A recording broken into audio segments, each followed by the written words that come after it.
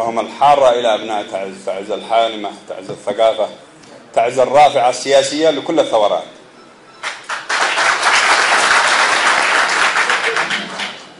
من هنا من تعز نريد أن نقول أنه انطلاق تحرير اليمن لن يكون إلا من تحرير تعز وتوحيد تعز كاملة.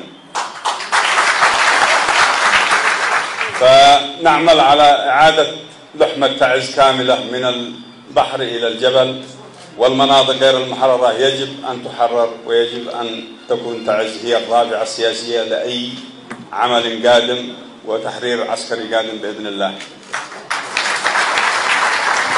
أتينا إلى تعز ونحن كلنا أمل بأن نستطيع أن نقدم لهذه المحافظة الخير الكثير بإذن الله بتعاون أبناء المحافظة وبدعم المجلس الرئاسي كاملا.